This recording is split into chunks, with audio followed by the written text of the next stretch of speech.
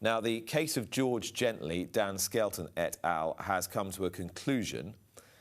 This was revealed by Dan Skelton on social media yesterday, and I've got the statement.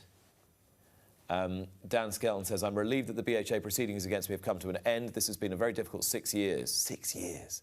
And at times I've very much needed the support of those around me, which was unreservedly given and for which I'm so thankful. I've been fined £6,000 and the BHA released this information to me on Thursday night. There is a date amendment to be made in the findings, which is why it has not been released publicly. I simply didn't want to drag this out any longer, and the prospect of a first full night's sleep in 2,049 days is a happy thought. Now, what really interests you are not the technicalities of written reasons or when this is going to be released. What interests you is what the sanction is and why the sanction has been given. And this indicates it to some extent, though it should be added, we have not got the written reasons yet. I made a couple of mistakes. The independent chair who scrutinised this case has made both reprimanding and mitigating comments about me and my actions that I accept. I felt it was best to bring this to a conclusion as swiftly as possible. The BHA have rightly investigated this matter, however, it has taken far too long and has had many costs, financial and personal. Now this matter is finally concluded.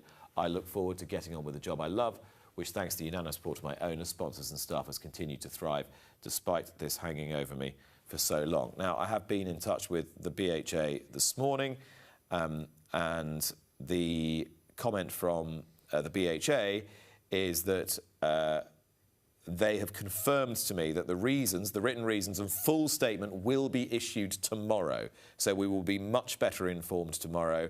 And they say, we of course understand why Dan issued his statement yesterday and recognise the toll this episode has placed on all involved.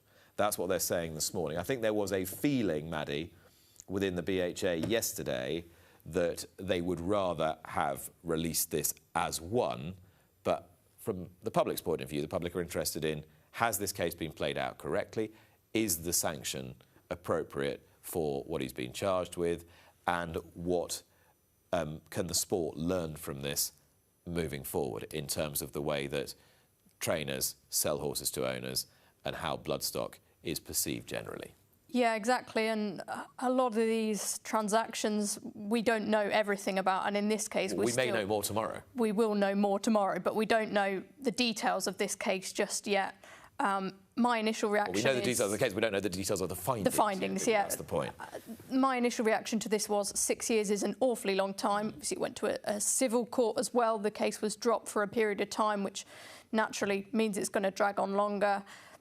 This is not what we want in horse racing. This is a high-profile case that has taken a long time to sort out and involves one of the biggest trainers in the sport. And, yeah, I think it's that usual thing, isn't it? We want transparency, we want fair processes, and we want the BHA as a regulator to be doing its job.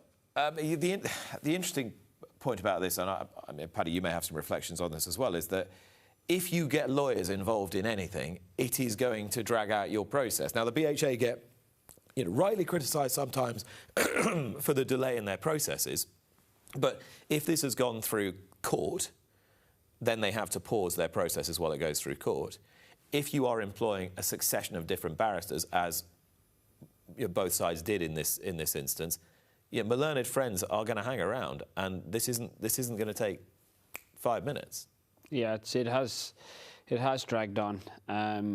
Like last week, Dan was in the Sunday Times. It's not good for anyone. It's not good for racing. It's not good for Dan and his family. But like Dan's openly admitted, he may have made a couple of mistakes, and he hasn't slept for, I think he said 2,000 and something days. Well, if you're not sleeping, you're obviously worried about something. So let's just move on from there. Okay. Well, we will find out a little bit more tomorrow as regards the written reasons for this case. But the BHA sounding a conciliatory note to Dan Skelton, I think, this morning in terms of the way that this has been handled. I think they were clearly concerned that a lot of us would perceive that the timing of the announcement was not ideal. I think they were anxious, Maddy, that people would think they were, burying bad news on the eve of Cheltenham. I think they're very keen to stress that they feel that the media should be given the chance to scrutinise this and the findings properly in the fullness of time. So you will find out a little bit more about that case tomorrow. Kieran O'Neill is a jockey who was stood down from his rides earlier in the week at an evening fixture because one of the new swab tests, one of the piloted swab tests, had returned a non-negative result. It was indicated to him at the time by the person conducting the tests that his urine test at the time showed him to be clear. He was then stood down from his rides. He has had a fuller urine sample sent off. We're still waiting for the analysis of that. He was permitted to ride at Kempton the following day on the production of a negative swab. But he had plenty to say, as you can see from these tweets. And again, the BHA has been forced to suspend this pilot until they have a fuller picture of what's going on. Well, I think they have to, don't they? This is another case in point where the saliva testing has let the whole process down somewhat by its questionable accuracy. We saw it with Sean Levy, didn't we, when his urine sample came back clear as well. So Paddy would speak on this as well, but if you're a jockey and you feel wronged and your name's been besmirched, the effect that can have on you in terms of you obtaining rides, your reputation, etc., your mental health, it's huge, isn't it, potentially?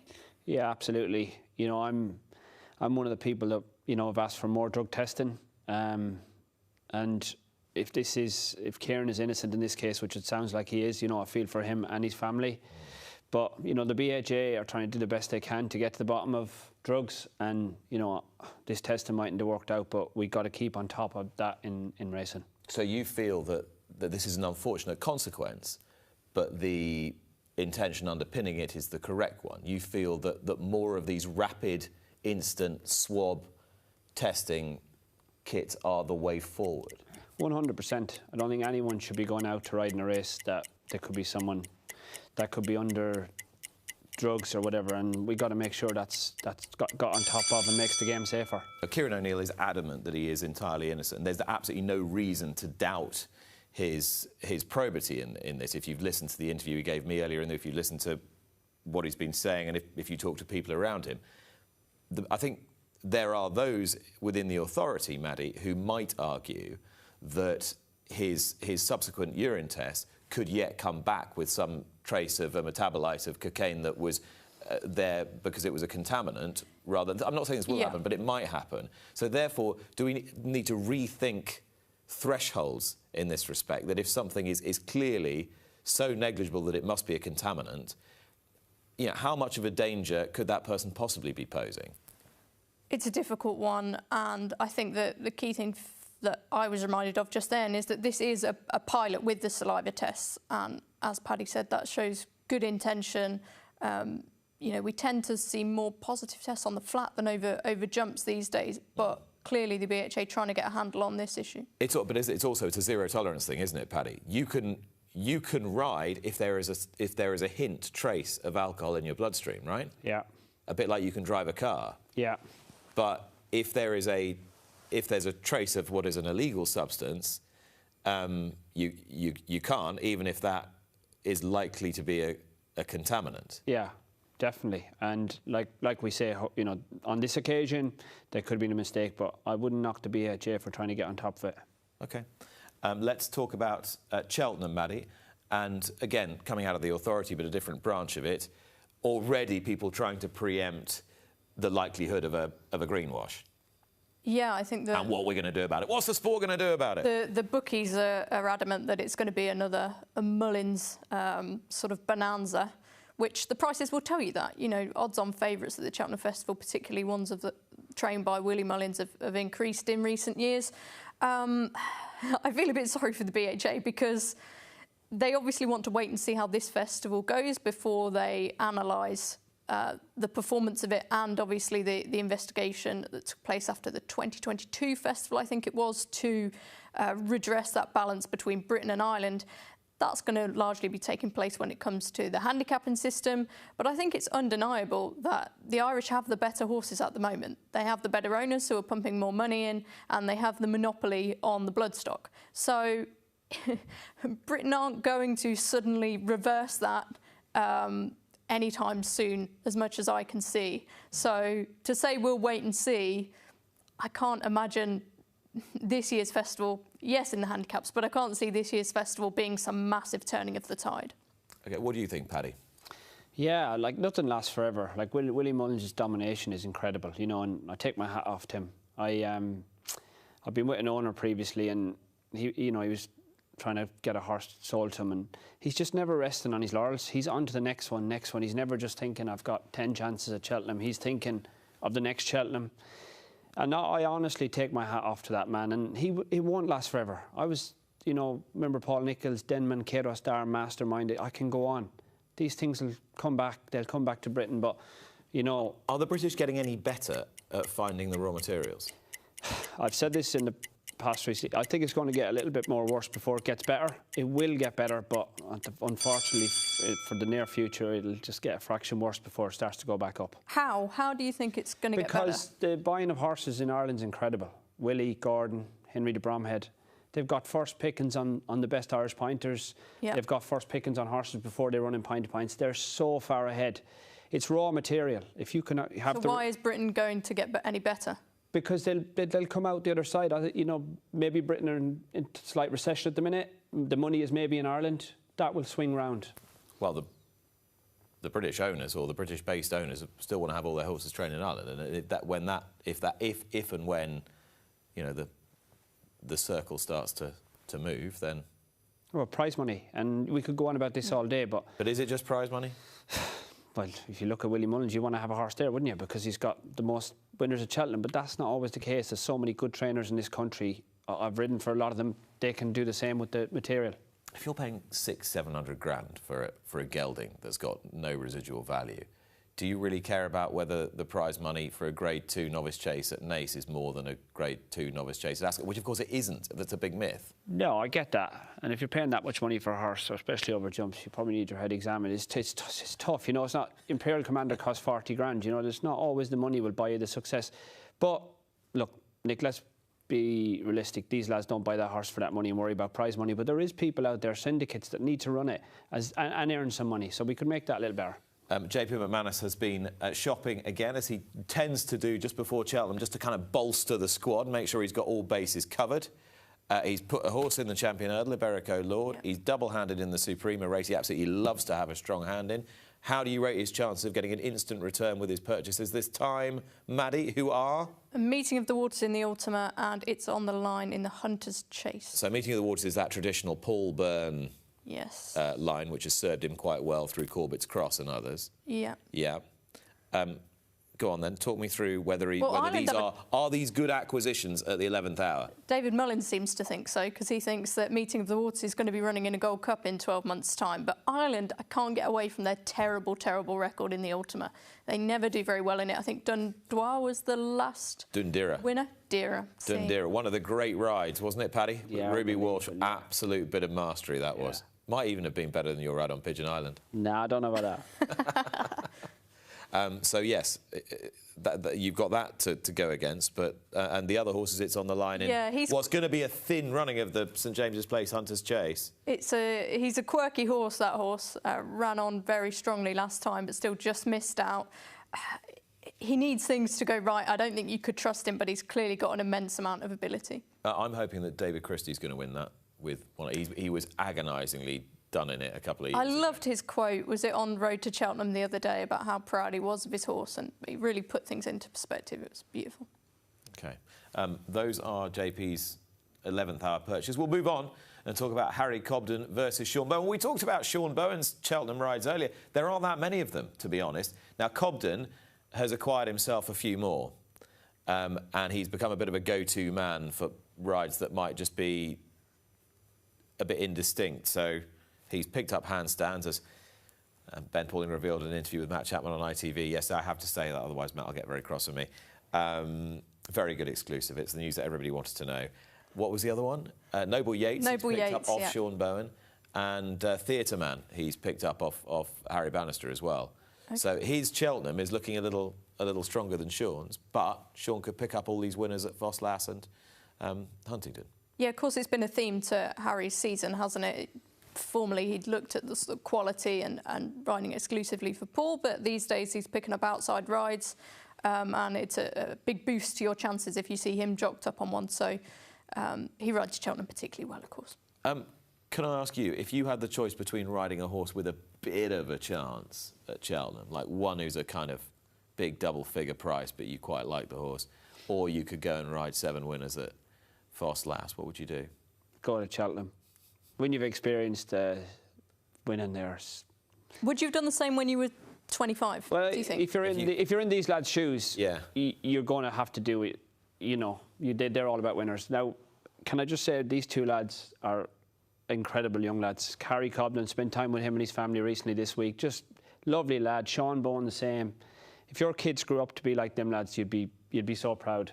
And they're brilliant for racing in this country. Main reason, a lot of rushing to the start's gone on over here, and it's making it very hard for young jockeys, lads getting to the start, trying to bust their way into positions. When I was riding against Tony Mackay, Richard Johnson, it was complete respect, nothing else.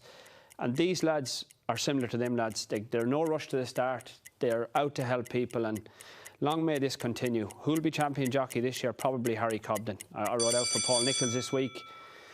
I've seen the battalions, I've seen the strings. It's just the power he's got, but it's not to say Sean Bowen won't be champion in the near future. Just on that, do you agree with the Aidan Coleman, Harry Fry piece that went out a couple of weeks ago about races in Britain being run at far too quick a pace? Do you buy into that? Horrific.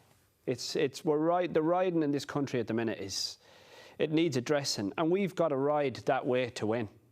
I've got to say it to Fergal sometimes when he's handing me the saddle, you're not going to like the way I have to ride this to win. It's just we're going far too fast. Horses aren't going to last, and it's up to the likes of Sean Bowen, Harry Cobden, and a few of them lads. Because look, I won't be around forever. They got to just slow it. You know, you sometimes have to accept you might not win to make it better for your horse in the future. I was watching the racing at Gorham Park yesterday in between races at Sandown, and honestly there were a couple of races where I thought they were cantering to the start, they were going that slowly. Honestly, it fries me. It fries me because people think in this country horses don't handle soft ground. They do. They're just not able to go 35 mile an hour for 2 miles. Rode in a bumper recently at Race and we hacked, sprinted, all finished well. Just need to slow it down. It's honestly don't. How can you explain how important that is for a horse's development, or even with an older horse, not souring them when they finish with something left? Yeah, like I'd like to run a few syndicates of my own. I'd like to do that in the future. I'd like to be involved with horses. I am sometimes going to say to that jockey, take your time. It's not all about today. If you win, great. But for £3,000, you're not going to be doing what you've said and what Harry Fry and Aidan Coleman. You know, there's nothing, we can't go to the stewards and say, do this, do that. It's up to us as a team in that weigh room to just use your brain. My take on the way that this was reported is that clearly Aidan Coleman is right, because he has experience of riding in all these races, that if he feels that they're going too fast, he's not wrong. Similarly, Paddy, you've ridden in thousands of races for 100 years, and you're going to know what you're talking about as well. My contention with that was, I don't think it's the driving factor in the difference between the two countries in terms of their success at Grade 1 level. Yeah, I just think Ireland are getting... No, I get that. I think your raw materials point was much more... But if you've got a, like Constitution Hill, or if you've got to use your brain. It's not the difference, but this was where it could get a little bit worse before it gets better. People will suddenly realise that going 30 mile an hour in a novice hurl is brain dead. Why has it happened, do you think? Why has there been this shift in attitude? Because trainers are under pressure. Owners are becoming more and more controlling to the trainer. Everyone's under so much pressure in this country, and if you're not handy, you won't ride it next time. Don't blame the jockey. I blame the trainer. OK, let's move on. We'll try and work out just how many Mullins will train this week. How many does he need to get to 100? 6 more, is it? I don't know, off the top of my head. He's going to make the 100 anyway. That's very, very short odds. Why are you smiling? Yeah, well, you know, it's brilliant. 100 festival winners. Can you imagine that? No, I'll shake his hand. Honestly, what a man. Unbelievable. Take my hat off to him. He's a lovely fella and deserves it. And, you know... And he could train 100 more at this rate. Yeah, he could. He loves it, and best of luck to him. Let's analyse if there are any holes in the shorties. You want to take some of these on. Which ones are you going to throw at me? Well, OK. Give me names. Well, hang on a minute. What have I got here? Well, Tully Hill. I've sort of been through my concerns with El Fabiola. So Tully Hill, are you with or against? I think he's going to run a good race, but I won't be backing him. Well, what about... But would he win with one of the other 5 if he doesn't win that? Like the Ben Pauling. Are you going to take Gaelic Warrior on? Yes. Yes, take him on. Absolutely. Unless he's got someone standing on the outside of the fence, I can't see how he's going to win. Can you two just, like, club together and be my bookie for the week? Steak Man, are you taking him on? No, he can win. All right. Lossymouth, are you taking her on? No, I'm not taking her on. I think she wins easy. OK. Maybe. Wednesday, Ballyburn. This is the fastest Cheltenham preview there's ever been. Yeah, Ballyburn, are you? I won't back him, but he'll probably win. What a horse. OK, so we got 3 in the hod, even in a kind of, we're going to take him on mood. You've still got 3 in Grade 1 winners, and we're only on the first day of Wednesday. What's it? Oh, Factor File in the Brown Advisory. Isn't that the biggest certainty of the week? He's not. I think they should have run him in the Turners. Not. All right, so he's out. El Fabiolo, come on. No, I've said I'll take certainty. him on. It's certainty, is it right? So we've got 4 certainties already. We're only halfway through Wednesday. The big one, Galopin Des Champs. What do you think? Yeah, do you know what? I'm really looking forward to watching that race. Like, he's become a better ride because of how they used to ride him previous years. And they can ride him anyway this year. He's going to be very hard to beat, but it's a Gold Cup. He's not going to be given it. I liked JJ Slevin, horse. Fast or slow? Yeah. Like, you're only one mistake away from getting beat in that Gold Cup. One mistake between a lot of them horses. It's going to be some race to watch. He's a neat jumper, isn't he, fast or slow? Yeah. Though he does edge out to his right a bit. You know, Paul Townsend, he's 33, I think. He's won 3 Gold Cups. Isn't that right? Townend. Yeah, Townend. Yeah. Incredible. OK. So I think we got to 6. El Fabiola's certainty. He hasn't got any odds-on shots on Thursday, amazingly. Okay. I don't think. Dino Blue and the Mrs. Paddy Power. She should win. Right, there we are. There's another one. So even in your I'm going to take on all these Willie Mullins shorties, I've got 7 Grade 1 winners for him. I'm probably going to come out all the poorer for it as well, let's be honest. That's even at your most sort of deliberately antagonistic or, perverse.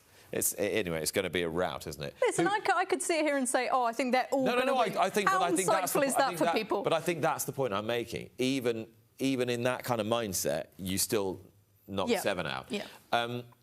Who is going to have a good week, do you think, apart from the obvious?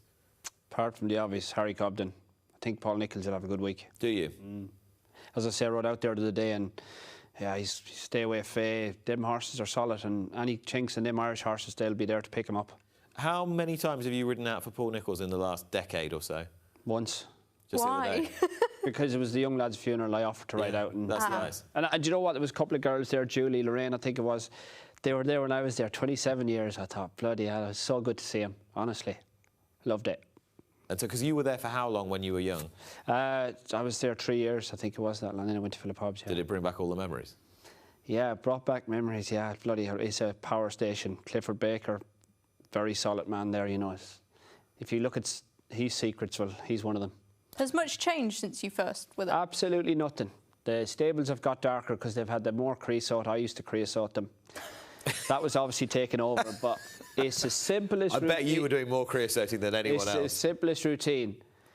It's the simplest routine in racing what Paul Nicholls does, and it looks so simple, and it probably is, but he's got, great team. Do you reckon you've weeded more stables, picked more stones, creosoted more boxes? Oh yeah, creosoted a lot there. I remember one day he came out and I was in the school, and I said to him, "You wouldn't see Ruby Walsh doing this." When I was creosoting in the school, he said, "The only thing you've got in common with Ruby Walsh is you're Irish." It did make me laugh. I took it as a complete joke. I'll say, throw a name out there who might have a good week, and that's John Joe Neal. He's got some very interesting horses in handicaps, done very well at the meeting in the past. Senior, junior or both? I suppose both, but I was referring to senior. OK. Those were this week's talking points.